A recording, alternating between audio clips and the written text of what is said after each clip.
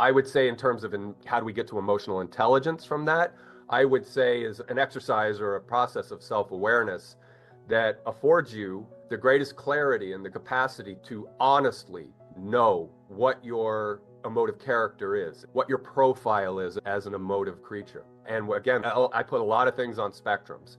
And we could be highly empathic. Empathy is a cognitive faculty. A lot of people think empathy is this sort of emotive capacity. Empathy in itself is a cognitive capacity.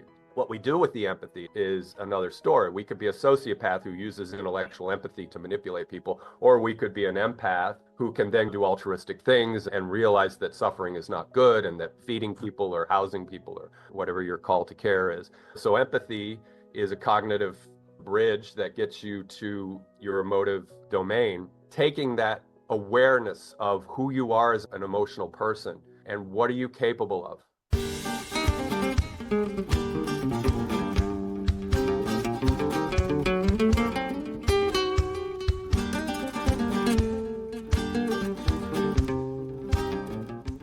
I think the important thing for an audience to get to know me is that I've hosted an interview series for about 4 years now. My original intention was to go on a journey of personal inquiry and talk to people working in the domain of sense making and meaning, as we were saying with John Vervaeke, and purpose. I'm not really interested in the larger purpose, but how one finds a purpose in what they do or in the meaning and sense that they make of the world, that they can derive a purpose from that. And so that was perhaps the intention when I started the show. It morphs a little. I like to talk to people in arts and aesthetics and how we as self-reflective people use the beauty of the world to help with sense making and purpose making. The other thing I like to do is talk to people who are survivors of adversity, who I call alchemists, who convert that adversity into a desire to not only elevate themselves or transcend that chapter of their life, but also be there for others and be a facilitator of change for others. People who can be psychically injured or physically harmed by abuse or trauma can go one of two ways, or perhaps they can be on a spectrum. And people who go in that direction of trying to move beyond the injury, move beyond the victimization, become somebody who is a helpful person or a facilitator of change. So those are the things that I find exciting. And I like to occasionally ask the really deep, absurd questions about what the hell is going on? What is this? Who are we? So that's fun too. What's your show called? It's called IdeaCast. There's a slight reference to idealism in there because one of my first guests was Bernardo Castro, and he calls it analytical idealism. I'm not an idealist, but I find it interesting as a stepping stone from someone who might be immersed in the standard orthodox Abrahamic belief system. Much like the German idealists of the 19th century, they were grappling with the dissolution of hold that religion had on the commons, and that these people were suddenly, as a result of the Enlightenment project, found themselves out in a kind of vacuum. And the German idealists were struggling with how to reconstruct a system or a means to basically replace what religion was providing prior to the 1700s. So that's a nod to that, because I think that's a very powerful psychotechnology that emerged, and it's not exclusive to that period. It goes all the way back to the pre-Socratics, but just the idea that we're left with this bifurcation of science and religion, and then in the middle there are the average person who is now left to question some of what religion has been positing for millennia, and this sciencey thing going on the other side. A lot of human beings are struggling with that right now. In fact, there were some statistics that were released yesterday about where's religion, what are the populations doing in terms of leaving or joining unaffiliated type spiritual but not attached. I think we're still immersed in that pretty strongly. Something that I've been looking into is the elements and mapping the living landscape of human understanding through what I call elemental cognition. If you imagine consciousness as a living ecosystem where fundamental elemental forces, earth, water, air, and fire, they all dance together to create this rich tapestry of human experience. And I'm not speaking metaphorically, but it's really the exploration of how these primordial modes of interaction reveal the profound processes of human sense-making, because each element represents a core cognitive strategy. So a fundamental way we process, we interact with and generate meaning.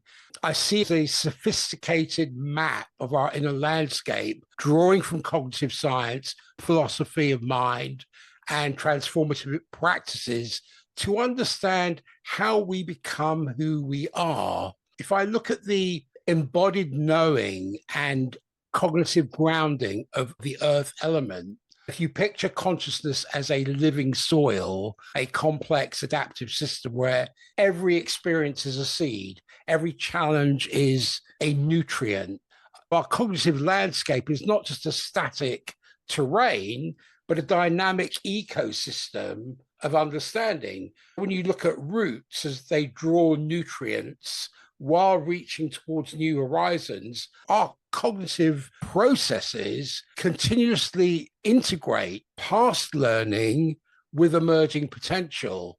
There's an embodied cognition that demonstrates how physical experiences fundamentally shapes thinking. So when I look at the nervous system as an example, that's an intelligent adaptive network that learns through holistic interaction. So with cognitive grounding, that occurs through sensory and motor engagement with our environment. The question that comes up is, how does one's foundational experience create the ground of understanding? Easy question. I can take that. I'll follow what you just said and perhaps insert a different set of semantic tools. And I'm with you. When I mentioned that Michael Levin and John Vervaeke were in conversation, they've had a few conversations, one with me and other areas, other shows and things. They look at this. That's something I posed to Vervaeke was when we have this threshold, this singularity of the universe before life on this planet, as far as we're concerned, and then abiogenesis moment where life started up on this planet and started living systems, started occupying this space. To me, there's nothing magic, but in that, there is something incredible going on. And we go from a self-organizing system that is the universe, absent of what is now on Earth, to this planet that is rich with life and replete with life, and the diversity of life is inexhaustible. And so I find myself having one of those rabbit hole moments where it's what's going on is I don't see anything magic as having happened at that singularity of the transformation or the transition from self-organizing systems to what is ostensibly autopoietic living systems, self-replicating systems, and allopoietic too, because of evolution. The allopoietic is a system that creates something other than itself, and I'm stretching that a little bit. So it's like machines create widgets, or an assembly line creates widgets. But I look at our living systems as allopoietic in a sense, and as we, as humans, evolved as hominins, we were ape-like 2 million years ago, and now look at us, we're doing what we're doing. To me, that's allopoiesis, which is the transformation, which I think speaks to what you were asking. When we account for this, and this is where I like your elemental perspective, is that nothing has changed. And I'm not being reductionist here. We are these bags of chemistry. We are these blobs of liquid and bone. To me, it's just utterly fascinating that we find ourselves using these exaptive structures to blurt out sounds that are intelligible to you and to the audience, and that intelligence is proliferating and distributed cognition is moving forward and advancing itself. To me, that is deeply profound, but nonetheless trivial in the eyes of the universe and the view from almost nowhere. I like to oscillate because the view from nowhere does us no good at all. That's what science is charging itself, the task that it has to be third person only, but we're trapped, and that's a whole nother conversation. But yeah, so I'm setting that back up again as you presented it, and I hope I'm offering a little substance in that we want to explain this by saying things like panpsychism or idealism, a consciousness-only reality, and that's great, but I'm a little cautious. Like when we invoke the word consciousness, I would want to disassemble consciousness and say consciousness is phenomenological. It is the onboarding of sense data, it is the interpretation of sense data, but the intelligence, the cognitive capacity of a conscious system. Those are deeply integrated, deeply overlapping. For me, consciousness is not the special sauce. It is cognition, as you said. And we look at the genealogy, the etymology of where we came from. We start with single-celled organisms. I interviewed a young lady who's a PhD, MD candidate, and she was studying a little animalcule called Stentor cerealis. And Stentor cerealis is capable of habituation. It can learn. It can be trained. It's a single cell. It's just a bag of protoplasm. So something's going on there. And Mike Levin, if anybody's interested in going down another vortex of this kind of thinking, He's all about this. He works with xenobots, anthrobots, all these little single-celled organisms that are trainable. They have memory, they can learn. And in the case of a xenobot, it's a skin cell from the Slavus frog. So it's just weird. So anyway, I'll hand that back to you and see where we want to go. But yeah, I'm with you on that. When the elemental, earth elemental, it's all on a continuum and it's scale invariant. So as Michael Levin says, that an atom or a small pebble has an end value of not zero in terms of its capacity to have memory, to have action potential and things like that. And it's being silly when you say a pebble, because then people can try to rip that apart. It's not absolutely zero. So that's where you get into attractor states. And again, active cell, like a tornado, you do the hurricane thing, and people talking about how these non-living systems have proto-memory, if you will, or they have proto-action, where, again, the topology and attractor states will push a tornado or it will steer a rock when it's moving. So it's very elemental in that sense. I'll stop there because hopefully that comes back what you were addressing. In what ways can one translate these insights into embodied action? So if I'm understanding embodied action properly, that's embodied cognition, the totality, the holistic, the living self. And that's a problem that arose in the same period of enlightenment where we had this Descartes quandary. A lot of that's lumped on him unfairly. I think he wasn't quite the dualist, that there's argument there, and I can't support one argument or another. But we have that kind of Cartesian dualism where we have the mind-body problem. A lot of cog-sci people and some neuroscience folks are converging on this embodied cognition idea. And I think that helps. But there's also cognition that is distributed. You and I are forming a singular unit of cognition at this point because we're engaged in dialogue and exchanging ideas. So what is cognition? It is intelligibility, it's intelligence, it's the real-time verbalized action of intelligence and intelligibility and information. To speak to the embodied cognition, that isn't in a matrix of the extension of cognition, which is distributed cognition or extended mind. I love to think of extended mind as generationally distributed. We teach our children to take in new information. We're still talking about thinkers and academics and intellectuals that were around 2,500 years ago or more. There's 4 E's in Cognition. There's extended, embodied, embedded. So you're embedded in an environment, and we are nested and inextricably bound to the environment that we are in. That again affords us intelligibility and the reciprocity of intelligence and intelligibility. So the embodiment is holistic. You could talk about the enteric system, digestive system, the stomach, and all the neurons in there. I interviewed Tom Elliott, I think is his name. He's a hologenomic and holobiont professor in Sweden or Denmark. And they talk about the influence, neuropeptides that emerge from the bacteria in our system that break down our food for us. There's an informational loop there. That's an example of embodied cognition. Every single neuron, every single cell, nerve firing in our body is informing the brain. So when we think about a brain-only cognition, I think that's an error. I'm just basically agreeing with you that embodied cognition, I think, is the way to go. There are a lot of people who are still like brain-only, and the brain is the master. It's intuitive. All our sense organs are in our head: eyes, smell, taste, hearing, touch. But I think we have to account for the physicality, the entirety of our system as being a cognition. Which is always in the present. Your body is not in the past, it's not in the future, it's always in the present. It's the mind that can be all over the place. It can be in the past, it can be in the future, but it's rarely in the now. It's rarely in the present. I would just add that's almost like a martial art to oscillate, because we can't always be in the now as a minded agent. It's good to bring ourselves into the now and have that period of getting out of the forward, backward thinking. When I think that learning the art, the mastery of when to be in the past, when to be predicting in the future, when to be analyzing the data of the past, and then when to be fully present. And when you're fully present, I am tuned in completely to you or to whatever's going on. So I'm not thinking about what I'm doing in 2 hours. I'm on you. The other element I was looking at was the water element. I was thinking about emotional intelligence as fluid cognitive processing.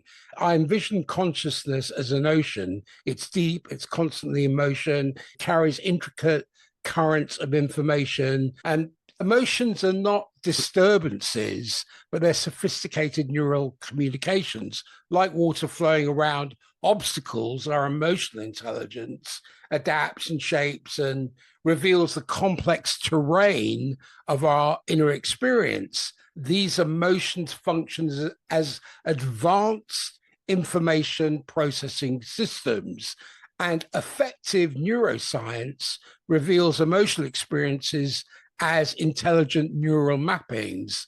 So emotional flexibility is a key cognitive adaptive strategy. How does one's emotional experiences communicate deeper cognitive insights? Yeah, I would agree with you. The emotional spectrum that we have is a virtual machinery that we possess. The virtual machinery of emotionality or emotional capacity is that which provides an abstracted order of sense making. It's basically convergent with what you're saying. Our emotional capacity and potential, be it pathological or positively valenced, is a sense-making tool, again, that's abstracted from basic sensory processing and input. We are metacognitive, we are self-reflective as these higher order sapient creatures. That machinery can derail us or provide eudaimonia or well-being in our lives. I would say in terms of how do we get to emotional intelligence from that, I would say is an exercise or a process of self-awareness that affords you the greatest clarity and the capacity to honestly know what your emotive character is, what your profile is as an emotive creature. And again, I put a lot of things on spectrums. And we could be highly empathic. Empathy is a cognitive faculty. A lot of people think empathy is this sort of emotive capacity. Empathy in itself is a cognitive capacity. What we do with the empathy is another story. We could be a sociopath who uses intellectual empathy to manipulate people, or we could be an empath who can then do altruistic things and realize that suffering is not good and that feeding people or housing people or whatever your call to care is. Empathy is a cognitive bridge that gets you to your emotive domain, taking that awareness of who you are as an emotional person and what are you capable of. You probably have to get outside feedback on this. Can I be a jerk? Can I be angry or passive aggressive? Do an emotional profile analysis and as best you can and understand as best you can who that person is, that you that is emotive. I'm not trying to break us and depersonalize us too much, but sometimes it's good to bracket.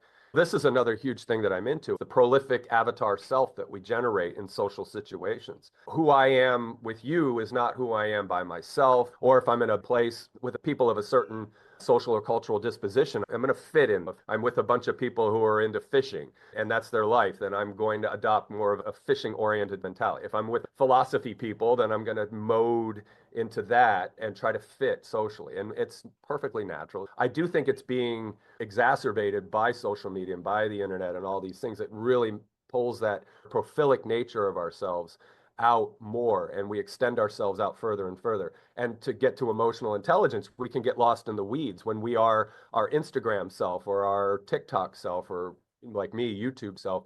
Can we keep filtering and get into reciprocity with that avatar self, that prophilic self? I think that speaks to where we are in modernity, that we have to be very careful to know ourselves and to know our character as emotive people, as emotional people, thus affording perhaps a greater means of having that emotional intelligence or the capacity to use the virtual machinery of emotion to best carry ourselves or best interact with other people. Do you think there are emotional patterns that invite deeper understanding? I think if we can be self-aware, and that's always fraught with self-deception. I personally, I'm not into big enlightenment. I found myself and I killed my bad ego. I think it comes down to, it's just like an actor. You're only as good as your last movie. So you're only as good as you were yesterday.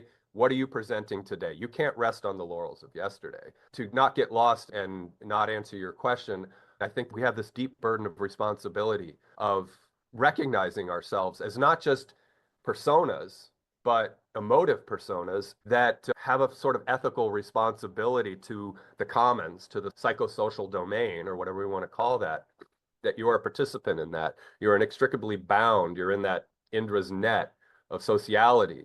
and what are we bringing to that, and how are we participating in the creation of that distributed cognition, that extended consciousness that is collective. Not the Jungian abstract collective, but the real-time collective. What transpires in an exchange with multiple persons, or what I'm doing after I talk to you, and where I go from here, and how do I impact that next group of people. I'm sorry, does that satisfy your question, or do I need to? I don't look for complete answers. I see this as a dialogue more than anything. I'm just interested in your viewpoint and where it's originating from. I think that's important. I look for the invitation for further questions. If you look at this symbology of a question mark, it's a hook. It's not just a full stop. Answers are good. We need answers to things, but the invitation is to find further questions so we can excavate a particular subject. And the other thing I was thinking about, continuing with the elements, the elemental cognition, when I look at the element of air, this is John Bevacky's term, perspectival thinking and cognitive flexibility. I was imagining consciousness as this atmospheric system. The ideas are winds, the perspectives are currents. They're constantly interacting and colliding and generating new understandings. So our cognitive landscape is not a fixed map, but a dynamic weather system of thought and insight, where curiosity acts as the winds of transformation. We see this in terms of neuroplasticity that demonstrates the brain's capacity for radical perspective reconstruction. Cognitive flexibility emerges through deliberate perspective taking, and curiosity is a sophisticated cognitive technology, not for only learning, but also for alignment and for it to become part of your basic constitution. How does one cultivate flexibility in their thinking, and what intellectual barriers resist one's perspective? You said something incredibly important a moment ago about intellectual pursuit and curiosity should be a ceaseless, unending series of inquiries. And I'm with you 100%. I jokingly call myself a Pyrrhonian skeptic, which the tagline is epoche leads to ataraxia. So a suspension of judgment leads to a state of well-being. But to get to perspectival knowing and to the other P's of cognition, I'll bring in propositional knowing, and this is all Vervaeke talk too, that we are locked in a tyranny of propositional knowing in modern Western society. I'll indict Europe and the United States and Canada, perhaps. God bless Canada right now. But anyway, that propositional tyranny is to say, I have the answer, I have the truth, I have a binary right, wrong, and I'm going to argue my point to death. I will die on this hill with my sword for this. And that's an exaggerated propositional knowing. But as you said, perspectival knowing is, wait a minute, what did you just say? Let me take that in.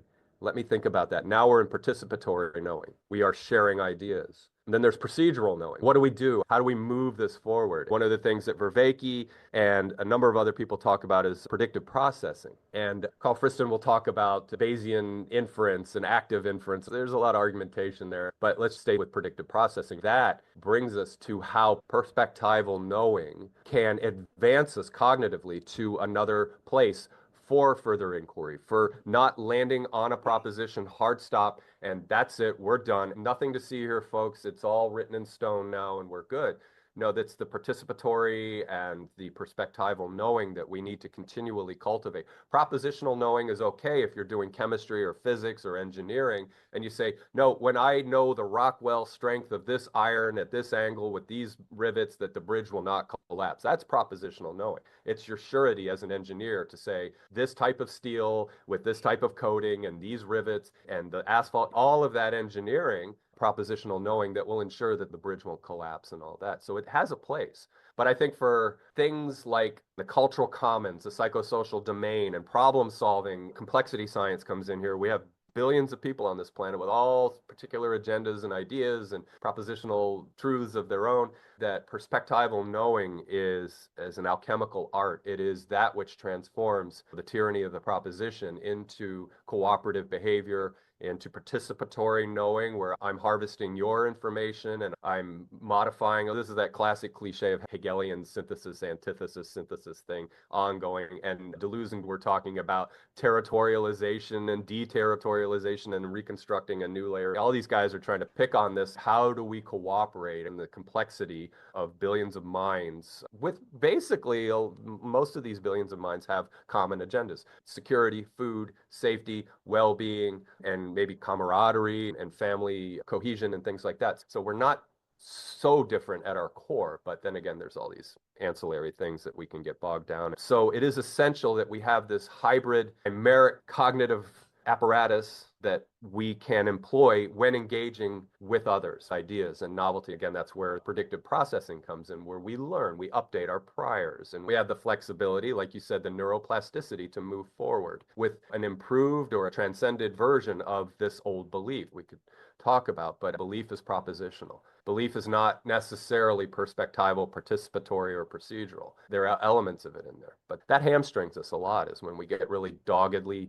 rigidly attached to apprehending a particular belief. Proposition, it invites location. If I propose something, it locates you within that proposition. You feel a sense of safety. It locates you, as distinct from the practice of delving into curiosity as a deliberate cognitive practice. So I think proposition and location go together as good bedfellows because they give a person a sense of safety.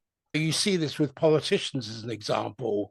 I'm going to make you lose so I can win, or I'm going to make you wrong so I can be right, as distinct from providing sustainable collaborative solutions that are good for everybody. The other thing I was looking at was the fire element, because I'm thinking about the generative momentum and purposeful cognition. The image I have in my mind is consciousness as a flame. It's a sacred flame. It's dynamic, it's creative, it's capable of illumination, it's capable of transformation. But our inner fire is the generative force that converts potential into meaningful action. It's a cognitive technology for intentional becoming. So there's an intrinsic motivation that emerges from alignment with meaningful goals. A deliberate practice can fundamentally reshape neural pathways. Cognitive development is an active participatory process. How do we sustain cognitive inspiration? And where are we being called to reimagine our potential? I'm intuitively being drawn to look at humanity right now on an age line and a generational line. So there's going to be some skewing, and I'm not indicting young people. This isn't their fault. This is the attention economy with the digital age. And I'm sorry if I'm soapboxing here, but this is a real concern of mine, that people under 40, under 30, the attention capture and the cognitive expenditure of energy is devoted to things that are not including wisdom practice or cultivation of discipline and delayed gratification. Again, that attention capture and the commodification and the monetization of our attention, of our cognitive practices and disciplines. Perhaps the older folks who were there before the internet, before computers, can remember and say, oh, yeah, I can read a long form book, or I can watch a movie instead of a 15-second TikTok video or scrolling a quick little post on social media to get my sustenance, my intellectual sustenance, or my cognitive perspectival procedural propositional sustenance. So I want to just throw that caveat in there that we're on a generational spectrum with this, and some folks are in that simulacra of not knowing an old non-digital environment and way of sense making and way making. And you keep saying the imagination and the imaginal. It would be wonderful to wave a magic wand and have, in this pursuit of artificial machine learning and all this wonder of tech, to weave in the elements of wisdom, discipline, balance, and some of these key core faculties that allow someone to be in the imaginal space and not reliant on a feed or something provided to you, some pablum from TikTok or YouTube or whatever, that is standing in for the imaginal and the imaginative. Now, I can argue against myself and say maybe something on YouTube sparks the imaginative and the imaginal, and that's great. We'll grant that for sure. But I have a feeling if we keep immersing ourselves in the simulacra environment of these videos and the information provided through a little handheld device, we may not have that capacity to invoke the imaginal and interact and play with the imagination, which is the fount. It is, and you know this, it's the fount of human creativity, of innovation, and just about anybody you want to name as a famous inventor or developer of something sat with their imagination, sat in the imaginal. If we're glued to a screen, having a lot of things fed to us, make sure you're also cultivating a practice of imagination, wonder, and to the best of your ability, wisdom. Wisdom is ambiguous and vague, and we could talk all day about what wisdom is, but wisdom is almost antithetical to just non-action, just taking in little nuggets of entertainment or distraction or titillation. I would say in this digital age and the age of tech, and now with the impending machine learning, is that we ground ourselves in the reality as best, maybe the tangible, physical, real world, that we don't lose our grip or our connection with other fleshy persons and live get-togethers with other people where ideas can be exchanged and the space of the imaginal can be opened. And in that creative genesis and that potential, that is more real than the simulacra of what's on your device or feed. I think it's a real cautionary tale. That brings it back to the prophilic self. Are you really behaving as authentic as it is to what your ambitions, goals, dreams, and desires are? But to summarize, we need to stay connected with ourselves. There's the alignment problem with AI, where we have to have an alignment inquiry to ourselves. Are we aligned with ourselves? We have characters and personas and prophilic and avatar selves. And where's the alignment in that before we even try to align with a bot or a machine learning system that's going to maybe be our companion, or a telehealth, mental health care, or whatever it is you're doing with machine learning? Find your alignment with yourself and those who are close to you. Be aligned with that. Then you might be better equipped to step into the simulacra. There's nothing wrong with immersing yourself in the digital world and the avatar world, but have a plan to be whole and complete as yourself. You're not being judgmental. You are assaying, you are weighing up, you are measuring, you're observing. That's how it feels to me. In this cartography of sense making, I was looking at the fluid architecture of self. I don't consider identity as a solid structure.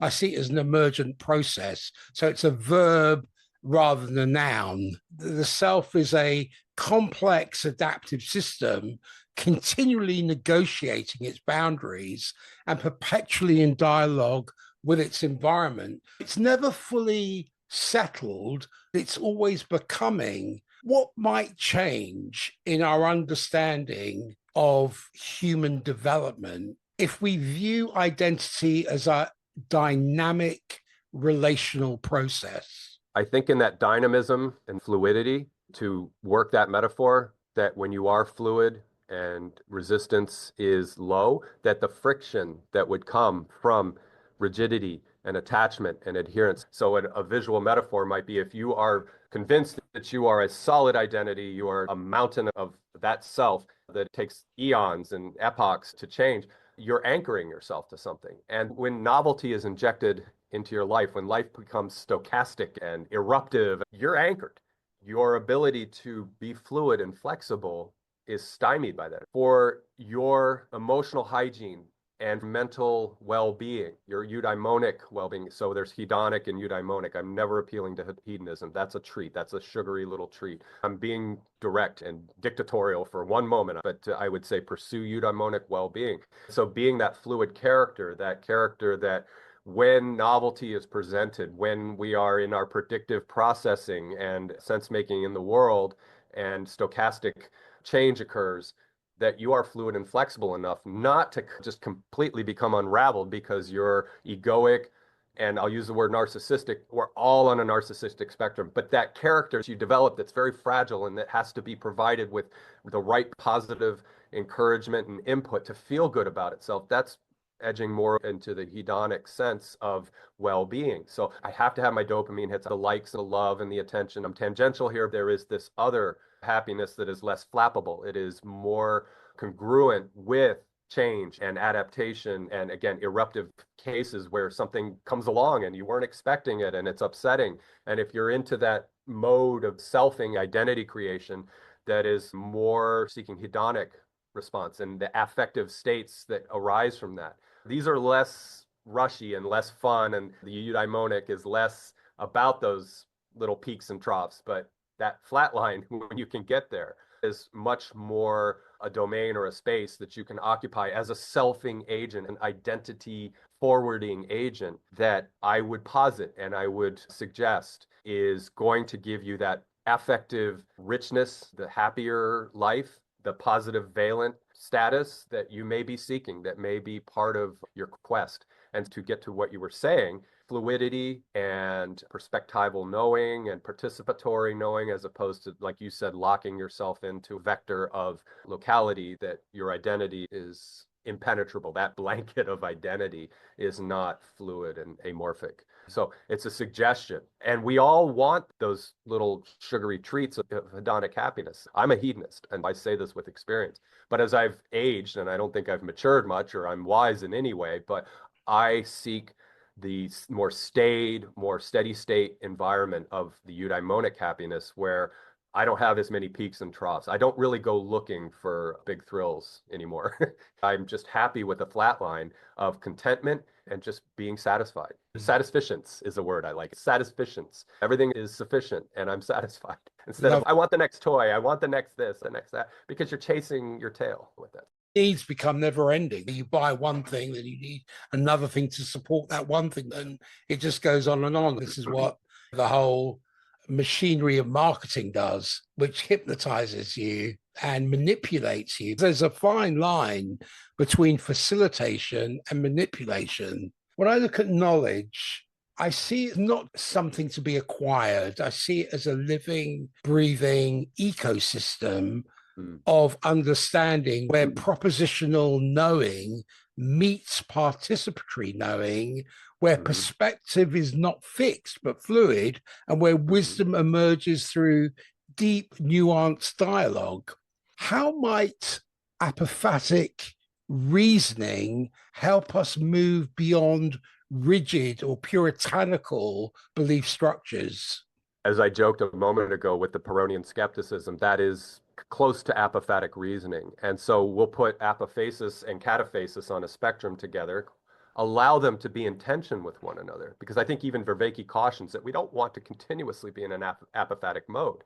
So the apophatic is to say, I am agnostic, I don't know. So apophasis in the Christian theological sense is, I don't know what God is, but when I'm in the presence of the divine, I feel it. I dare not define that which I'm in the presence of. I just know that I'm in the presence of something mystically enriching or beautiful. So that's to frame apophasis. And I'm 100% on board with being the apophatic and the kenosis, to drain oneself out. When God became Christ in that teaching, that kenosis was God having to empty himself out to become Christ. And so we can learn from that. The Greeks developed that idea prior to Christianity. To empty oneself out is an apophatic move. It is to say everything is tentative and contingent. I don't know. And then you have to adhere to cataphasis and say, I know that if I walk out into the street, I need to look both ways, and then I can walk safely so that the dump truck doesn't hit me. We have to have those moments where you have surety in what you believe. Or if you're going in to argue with somebody about a dispute over an invoice, you want your facts, you want your information there. So that's more of a cataphatic move to say, I'm confident in this situation, this historical event that I have to rectify or fix. So I would say that we learn to generate a tension between cataphasis and apophasis, and dance and oscillate between that, and know when to be an apophatic person and when to suspend judgment, when to be agnostic. Agnostic is, I don't know. No, I just surrender to this, and I will do my best to dance with it and understand it or learn from other people. It's the insoluble mystery, right? When we are agnostic, I can't know. It seems like no human on this planet could define this. So we can dance with that mystery and still use that as an X variable to help us sense make and further ourselves. So dance of cataphatic, hold that in attention. And I do that with a lot of things. Let's, again, that binary that we're so attracted to, again, in propositional knowing, post-enlightenment bifurcation, where empiricism and positivism, all these ideas that came out of the sciencey side of the Enlightenment project that we inherited as a cultural normative has to be recognized. We can still use these concepts, these psychotechnologies and tools and all this kind of stuff, but learn that tension. John loves that word, tonos, holding things in an appropriate tension so that oscillatory patterns can develop for your sense making, for your meaning making, for updating of prior, your predictive processing, as it were. When I look at what I'm calling naturalistic spirituality and the Mm, meta crisis, I have certain reservations about the word spirituality because it has so mhm. many different associations with it. But I don't see it as an escape from the world. I see spirituality as a profound engagement with its complexity and a practice of radical presence that acknowledges both the chaos and the coherence and the profound interconnectedness of our existence. How does one cultivate a spiritual practice that is grounded in a naturalistic understanding? And what role does dialectic play in navigating the meta crisis of our contemporary moment? Okay. For me, this is Justin-centric thinking here, but maybe the audience can extract something from this. When I am the word, and that's a Vervaeke thing too. He and Greg Enriquez have this whole series about naturalistic spirituality. I co-opt that a little bit. I may not be as hard-headed as they are because I think it is inherent, it is integral to the human experience to have a spiritual appetite, to have an appetite beyond the ordinary, the mundane, the treachery, the existential mire that is life. And it is that existential mire of us being intelligent, metacognitive, self-reflective persons that we have this hunger. And this hunger will not go away. You can come across ardent atheists or secular people who will still have religious impulses. They will still have impulses to organize a quasi-religious, secular kind of civil religious tendency. These traits fulfill these archetypal characters and plays. We fall into this regardless of where we find ourselves on a religious or spiritual spectrum. For instance, somebody who's an ardent atheist might be very much into science and reason as their sense-making apparatus, but it almost becomes deified in that science has all the answers we need and there is no mystery. But that in itself is a move towards a kind of spiritual. They find satiation of that hunger in knowing that reason and logic and propositional thinking will provide for them all that they need through their life. And then you have folks on the other end of the spectrum who are deeply fundamentally religious. They go to the text and the written word, and they extract from the written word in a very propositional way rather than a perspectival way or an allegorical interpretation. And they want to reify and basically ossify the written word into this very strong, rigid apprehension of what people like us in the axial age were trying to understand in solving mysteries and making sense of a chaotic and stochastic world. So, to get to a point, I think a naturalistic spirituality is a place to start. If you've walked away from your religion or if you were raised by non-religious people and you're just like, what do I do? And I tried the little New Age this and a little Buddhist that and a little Christian this, but you're still wandering and wondering. I would say start at a base, get a platform. And for me, that is what you and I are doing right now. What I consider to be the primitive of spirituality is communication in good faith and showing up.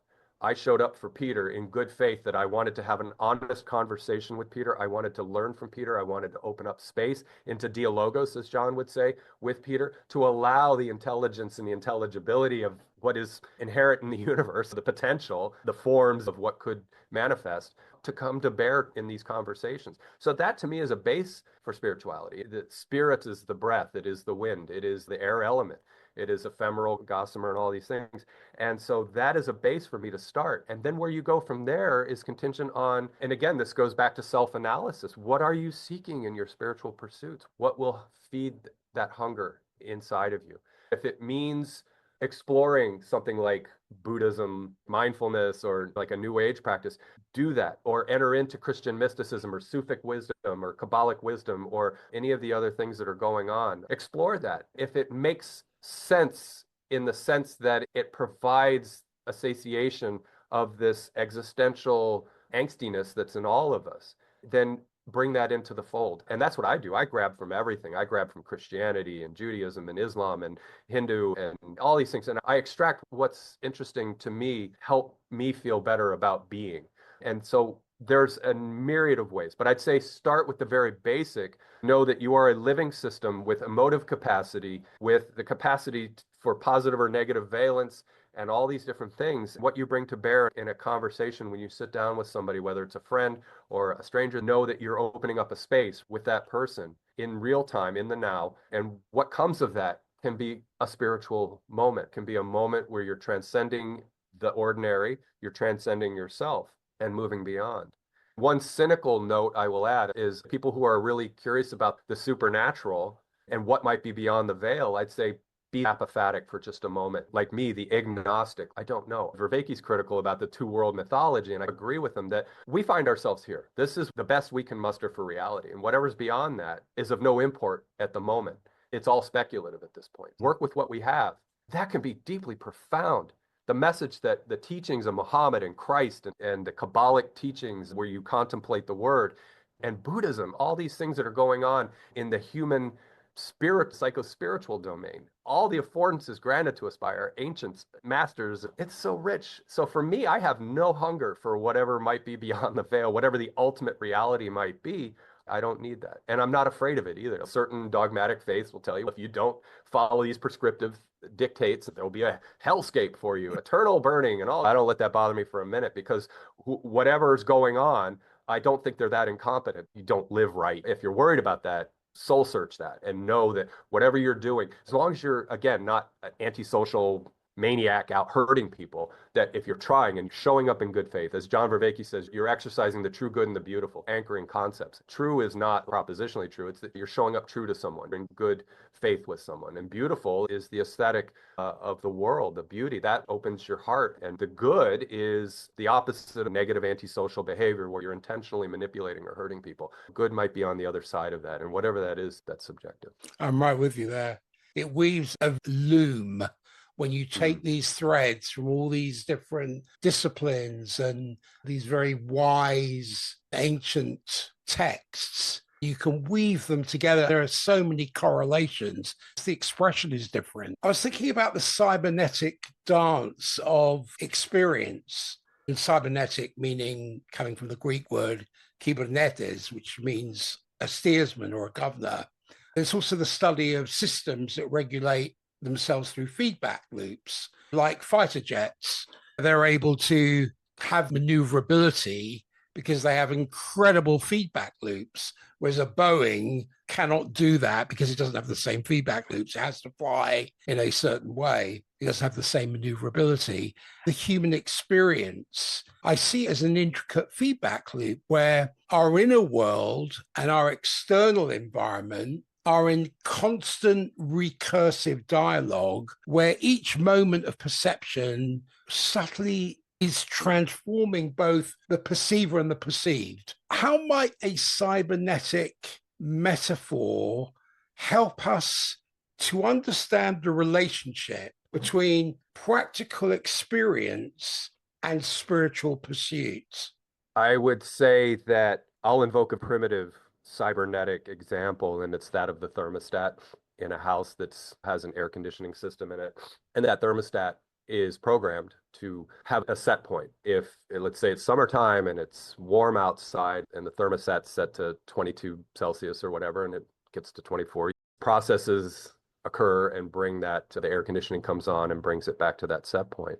I would say that as we are in the trivial and the mundane, or some might say the profane of the world. And then there is, let's just use the word transcendent spiritual domain. It's an abstracted domain from the tactile physical domain. Therein lies the opportunity to find a homeostasis or a homeostatic loop. And that, again, I think is the metaphor I used of hunger and satiation. So if you find yourself spiritually hungry, if you've abandoned organized religions, you find yourself falling into civil religions, which might be cultural activism. It could be a social cause or an ecological cause, but the fervor and the archetypal characteristics start showing up that you're not quite deifying things, but the archetype of the salvific one and the martyr or the prophet, the archetype of these different things. Look for that. Be aware of that in who you are and you're showing up. That speaks to the hunger. The satiation, you could take on a deep ecological practice that you are there for the rainforest, you are there for the river, and that you caretake the river, you steward it, and that provides that satiation or that satisfaction or whatever it is that you're looking for. But recognize that as a spiritual practice.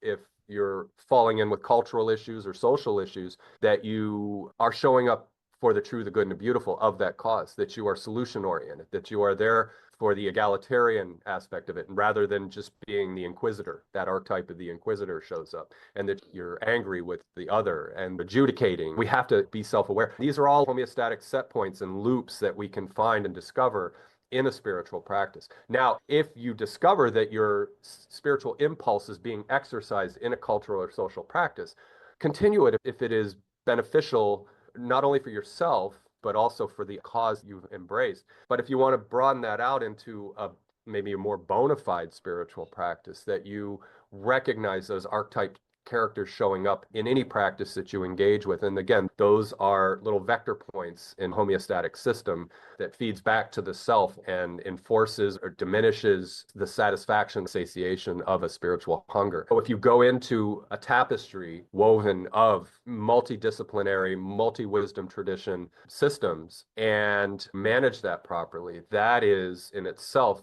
little homeostatic loops that are connecting for you to quench the thirst or hunger of what you're looking for in your life in the spiritual mode, the being mode, as opposed to the having mode, which is the mundane and the treacherous. It's consumption. It's the hedonic thing that we were talking about earlier.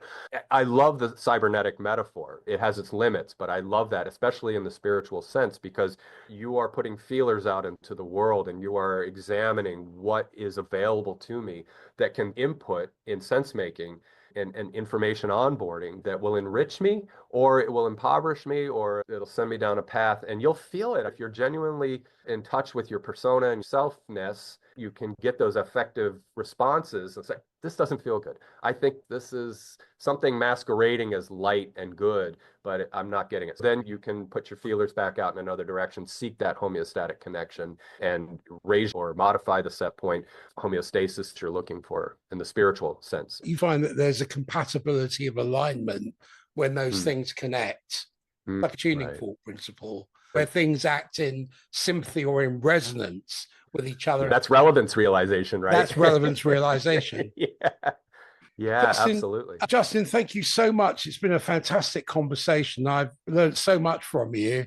Where can people find you? And do you have any parting words at all? First of all, Peter, thank you as well. I learned from you. I'd like to think we opened up a space to explore ideas together and found convergence. Hopefully the audience was able to nourish themselves from that. Thank you so much for this space and time. I very much appreciate it. People can find me. I can give you a link to my interview show. It's on Spotify and YouTube. It's called, as we mentioned earlier, IdeaCast interview series. There's 137 or 8 interviews so far. Again, incredible people. Really amazing folks, and they're all solution-oriented people. They're looking for that homeostatic reset to help move the self into a better space. The parting words, I would just say to the audience that you are not alone. If you are on a spiritual quest or an emotional healing quest, there are good people, good caregivers, good faith people in the world. Have faith in that.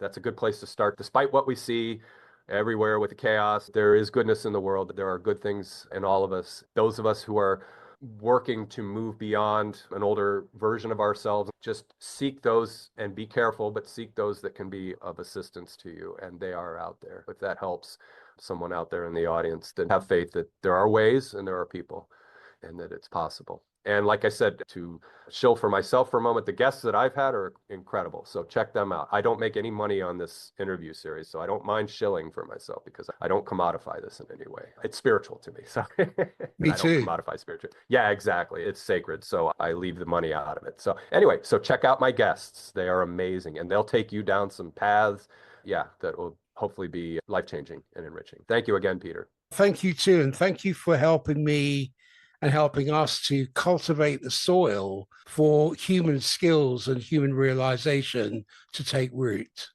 It's the best I can do. I want to leave this world hoping that I tried to be a helpful person and someone who can be of assistance to a fellow person. That's my greatest ambition, to help others.